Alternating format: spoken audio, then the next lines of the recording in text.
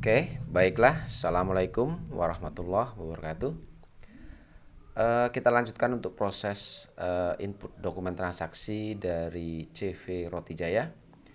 Di mana pertemuan sebelumnya kita sudah sampai pada input dokumen transaksi nomor 15. Baik, untuk mempersingkat waktu kita langsung saja masuk ke dokumen transaksi nomor 16. Oke, di sini ada faktur ya. Ini adalah bukti transaksi kredit. Kalau kita lihat di sini kopnya adalah CV Roti Jaya. Berarti untuk dokumen nomor 16 ini bisa kita simpulkan adalah transaksi penjualan secara kredit. Bagaimana cara memasukkan dokumen transaksi penjualan secara kredit ke dalam Mayop?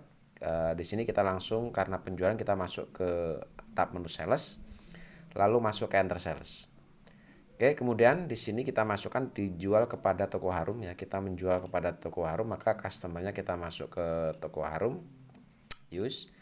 Oke, baru kita masukkan untuk nomor fakturnya di sini FPJ 12-3. Oke, FPJ 12-3. Di situ kita lihat tanggalnya tanggal 23 Desember 2018. Oke, lalu kita masukkan nilai penjualannya. Di sini kita menjual 300 buah roti tawar. Kita masukkan di kolom ship. Kita masukkan 300. Oke, kita tap. Ya, di tap lagi. Oke, tap kembali. Di kolom price kita lihat harga jualnya kita jual per buah adalah 13.000. Oke, lalu kita tap.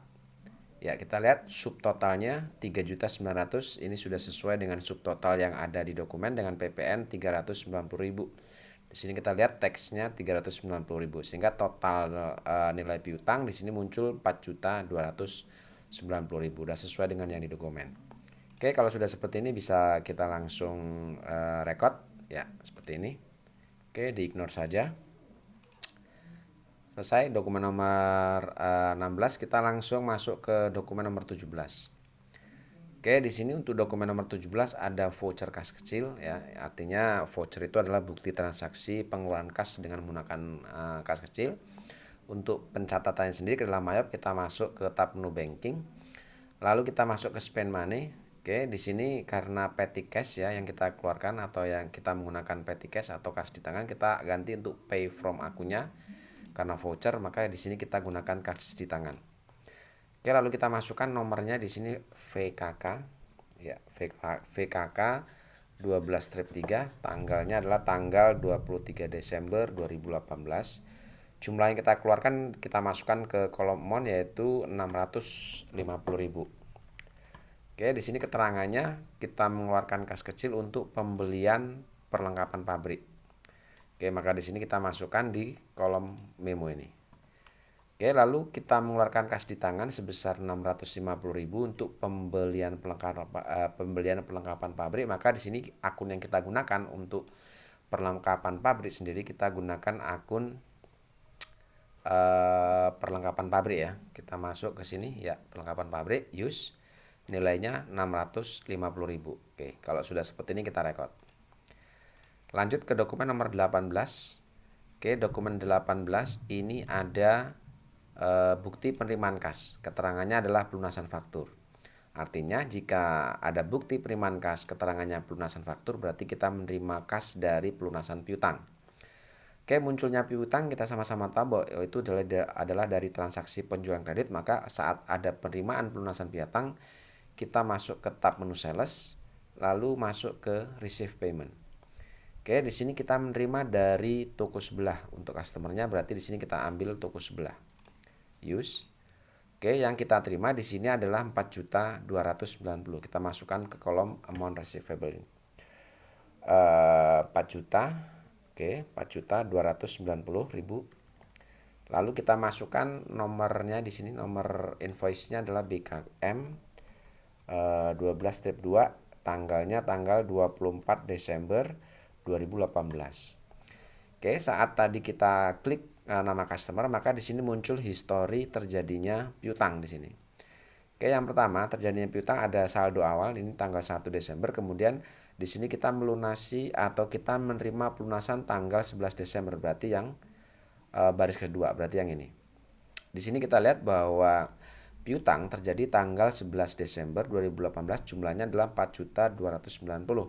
Total yang harus kita terima adalah 4.290. Di sini kita menerima jumlah yang sama yaitu 4.290.000, sehingga nilai nominal yang kita terima kita klik di kolom monoplet baris yang kedua ini ya di sini. Oke, kemudian kita tap ke bawah sampai out of balance-nya 0. Kalau sudah seperti ini bisa kita langsung record. Oke, selesai. Dokumen nomor 18. Sekarang kita masuk dokumen nomor 19. Ya, di sini ada voucher ya, kembali ada voucher. Keterangannya adalah kembali membeli perlengkapan pabrik. Oke. Voucher kita akan catat di banking ya, tap menu banking lalu spend money. Pastikan di sini pay from akunnya adalah kas di tangan karena kita untuk voucher sendiri itu pengeluaran kas kecil. Oke, kita use. Lalu kita masukkan nomornya VKK 12-4. Oke, tanggalnya di situ tanggal 27 Desember 2018. Jumlah yang kita keluarkan adalah 850.000. Oke, kita mengeluarkan untuk pembelian untuk perlengkapan pabrik. Kita masukkan kolom memo seperti ini. Oke, akun yang kita gunakan sendiri untuk pembelian perlengkapan pabrik, di sini kita gunakan perlengkapan pabrik karena kita membeli perlengkapan pabrik, otomatis perlengkapan pabriknya kita bertambah. Oke, perlengkapan pabrik use nilainya 850.000. Oke, kita record. Masuk ke dokumen nomor 20 ya. Nomor 20 di sini ada pengeluaran kas. Keterangannya adalah untuk membayar gaji karyawan. Oke, karena yang kita keluarkan kasnya untuk membayar gaji karyawan, maka pengeluaran kas ini akan kita catat di tab menu banking, masuk ke spend money ya. Lalu kita masukkan di sini karena yang kita keluarkan adalah menggunakan cash in bank atau bukti pengeluaran kas ini nilainya di atas 1 juta, maka kita gunakan akun cash in bank di sini. Oke, atau kas di bank. Lalu kita masukkan nomornya BKK. Oke. 12-2, tanggalnya adalah tanggal 27, masih tanggal 27 berarti sama ya. Jumlah yang kita keluarkan di sini adalah 1.500.000. Oke, 1.500.000 ini digunakan untuk membayar gaji karyawan ya, bulan Desember, artinya bulan ini. Oke, karena di sini kita mengeluarkan kas untuk membayar gaji karyawan bulan Desember, maka akun yang kita gunakan untuk gaji karyawan bulan Desember ini kita gunakan wages and salaries expense atau beban gaji dan upah. Kita cari di sini. Oke, beban gaji dan upah. Apakah ada? Oh, kita cari kode 6 ya. Beban gaji apakah ada di sini? Beban gaji ini masuk di kode 6 harusnya. Kita cari gaji bulan Desember, beban listrik, penyusutan.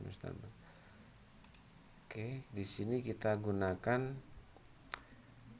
harusnya ada beban gaji nih. Tapi di sini tidak ada beban gaji. Oh, sorry. Jadi biaya gaji bulan Desember ini kita masukkan ke dalam biaya tenaga kerja langsung, ya. Kita menggunakan akun biaya tenaga kerja langsung. Oke, use. Nilainya 1.500.000. Oke. Sudah ya, seperti ini kita record. Oke. Lanjut dokumen nomor 21. Ini adalah dokumen terakhir ya. Ya, dokumen nomor 21. Di sini kembali ada pengeluaran kas. Tetapi di sini untuk mengisi dana kas kecil. Oke, adanya pengeluaran kas untuk mengisi dana kas kecil. Ini pun akan kita catat di tab menu banking, masih di spend money. Oke, nomornya di sini untuk akunnya sendiri kita gunakan kas bank.